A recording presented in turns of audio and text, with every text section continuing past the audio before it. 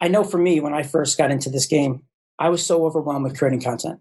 I felt like I needed to create content for YouTube and Facebook and Instagram and just like spent hours, and I just got overwhelmed, and then I didn't know what to talk about.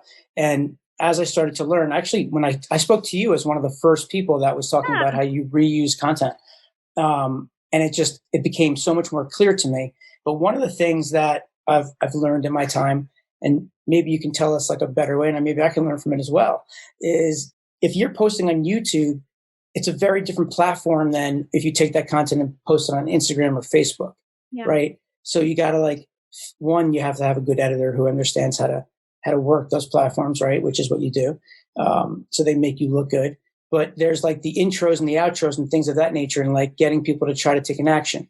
Like, how do you go about that in a way that if it's each video that you want to make it customized, how do you do it in a short period of time? So like people like me don't just get overwhelmed with like, feel like I'm doing 25 intros and outros, Right. you know? Yeah.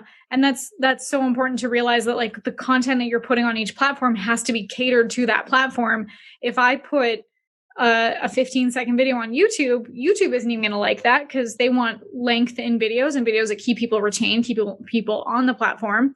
If I just put my full YouTube video somewhere on an Instagram story, it's way too long. They want bite-sized content. And even if you are going to take like the little snippets and like turn it into a mini video that then directs people to YouTube, you want to do it in a way that there's that like cliffhanger that, if you watch a TV show and right before the commercial break, there's that like I need to find out what happens next. You have to sit through the commercials. Well, nowadays with Netflix and things, but you need to come back to see what happens next. So when you're putting out content, really on any platform, there has to be that curiosity hook that either is going to get them to click through to go watch the full video on YouTube, or click through to watch the next video, or click through to get to your lead magnet. Yeah. So I've been seeing people do this where like they use other platforms to build their YouTube subscribers, right? Yeah. And that's been overwhelming to me, by the way. Like I see people doing it in TikTok, like they're like a ton of people are doing that. And I just feel so silly getting in front of TikTok and doing that. I guess I have to at some point, like put my phone up and do the, like, and dance. Like I'm a terrible dancer. I know you're a singer, but like, that's just not my thing. Like how do you go about doing that? Like, is there like a strategy involved? Do you help people with that?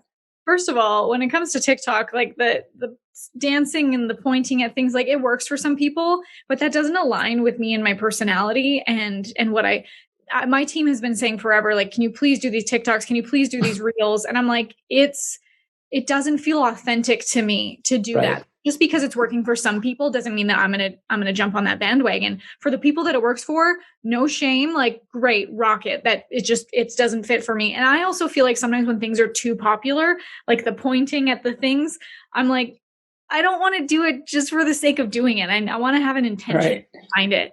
So, but yeah, when it comes to like repurposing the content, it's just finding, what segments, what dimensions, there's a lot of tactical things that go into it. Sure. But then knowing like what's the end goal is to click through to something, whether it's a sale or a lead magnet or the next video.